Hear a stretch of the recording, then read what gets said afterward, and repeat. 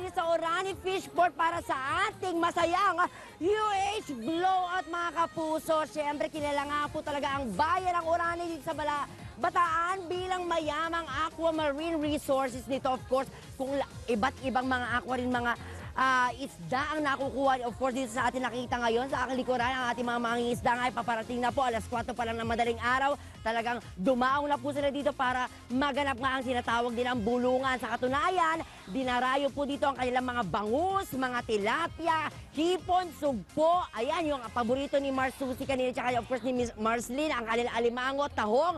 Napakarami ko na nakita yan kanina mga kapuso at mga talaba na nahuhuli sa fishing ground at fish pond sa bayan. Of course, na nasa aking likuran ngayon.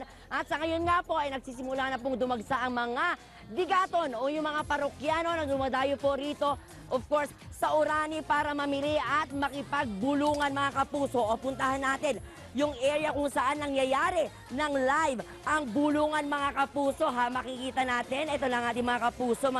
Ayan sila. Aba naman, sina Mami. O, mukhang may mga nakapamili na talaga, oh. Okay, ayan, ang daming isda. Grabe, parang gusto ko rin talaga. Hello, Mami, good morning naman sa'yo. Ikaw ba, bubulong ka rin ba, Mami? Ay, bubulong din siya, Mami. Okay, Mami, ano po nangyayari ngayon dito? Kasalukuyan po sila nagbubulungan para po sa presyo ng pataasan po ng presyo yan. Kailangan po meron po pataasan ng presyo para po makuha nila yung kalakal. So ibig sabihin kung sino nakakuha o nakabulong ng mas mataas na presyo, siya makakakuha ng halimbawa itong alimango na to. Okay, kung sa halimbawa 1 kilo niyan, magkano? Per piece po yan, per piece po yan. Per piece nila yan ang pinagbubulungan. Bakra, akala nyo kahit alimango mga kapuso, pinagbubulungan din pala. Okay, at siyempre, eto kita natin si Mami. Si Mami, kayo atang nanalo sa bulungan, tama po? Madam Buba. Buhay po. Saan pa kayo galing? San Fernando lang yun po. Abang, grabe! Galing pa San Fernando, La Union. Ilang oras pa kayo bumiyahe papunta dito sa Orani? 8 oras po, ma'am. 8 oras pang bumiyahe si ate. Talaga naman para makipagbulungan. Grabe naman. At ang yun na ibulong po, Mami? Bubulong ko kami per piece po yan, ma'am. Ilan na nakuha nyo dyan, Mami, per piece? Ito pa lang po, ma'am. Yung 25 piraso po yun, yata. So, 25 pesos per piraso. 110 po na. 110. At syempre, magkano nyo naman po ibibenta yan pagdating na po sa San Fernando, La Union? Ang layo pa. Hindi naman po, malayo po. Dapat solid kahit ano lang naman. Konting patong. Kunting patong lang. Konting patong lang. At sino kasama nyo po dito, Mami, na pumunta pa dito galing La Union? Ay, yung asawa ko po. Andito ba yung asawa nyo ngayon? Saan po? Ito po ba? Ay, hindi siya. Akala ko siya ang asawa nyo. Sa parkingan po. Nasa parkingan, nag-aantay na. At kitang-kita natin na fresh talaga nakikita yung mga alimango dito, mga kapuso. At dadalhin nila yan, syempre. Matagal na po ba kayong bumubulong, ate? Tagal na po. Ano yung una yung... ano yung una yung binulong? Natawa si Mami. Grabe, nininervous si Mami. O, sakali, sa akin yung ibubulong yan. Kung sakali ako ibubulungan nyo, ano ibubulong nyo, ate? Ibulong nyo. Sobra yung bulong ni ate. Talaga naman kung siya nakipagbulungan, mapupunta talaga sa kanya yung pinakamura mga kapuso at mabibenta niya yan. Siyempre, ganun pala tayo nangyayari pag madaling araw dito mga kapuso sa Orani. Gusto ko rin matry yan. Talaga naman sana madaming mabenta si ate pagdating niya ng San Fernando, La Union mga kapuso. At siyempre, bilang nangyari na po ang bulungan, I'm sure natatakam na rin po kayo sa inyong mga nakitang mga yamang dagat mga kapuso. Siyempre, eto, ibibida natin ang mga masasarap na pagkain na perfect at pinaghahandaan nila palagi at pinagmamalaki dito sa Orani, Bulacan. At kasama natin si ate. Good morning. Ano pangalan natin? Edita po. Ate Edita Peron dito sa Orani. Oo, Bataan. Ayan. At ang niluluto ngayon ni Ate Edita Peron ay Alimangong may gata. alimangong may gata. Ayan, dito sa Orani. Ayan po, mga kapuso.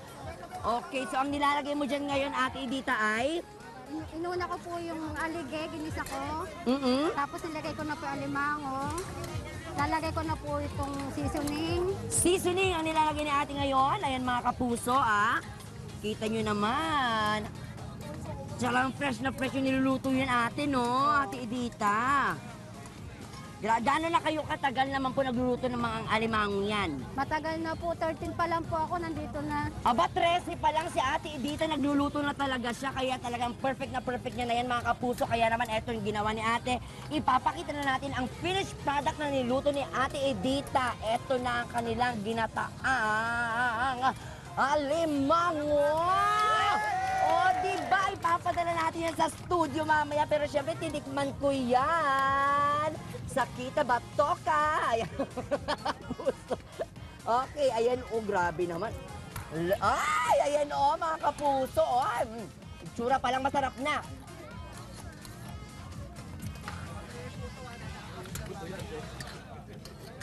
Ang sarap, ang daming buto.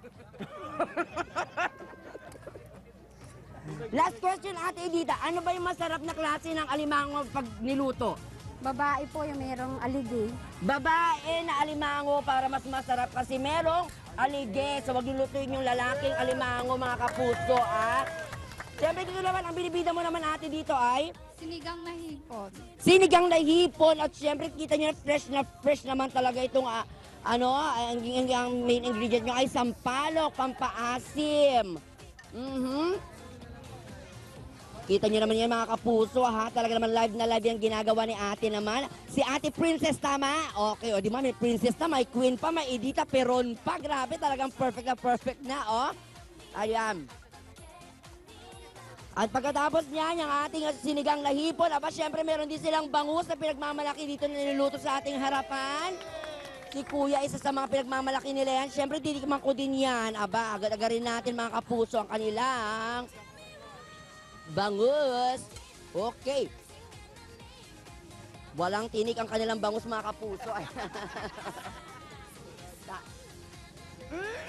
Tignan nyo, natanggal pa talaga yung corona ko dahil sa sarap ng bangus, mga kapuso. Ayan. At syempre, dahil talaga napakataas ng energy ng ating mga kapuso dito sa Bataan, meron tayong game na inanda sa kanila, mga kapuso. Mamaya, abangan nyo yan sa pagbabalik kayo ng mga paman sa morning show kung saan laging unang hirit!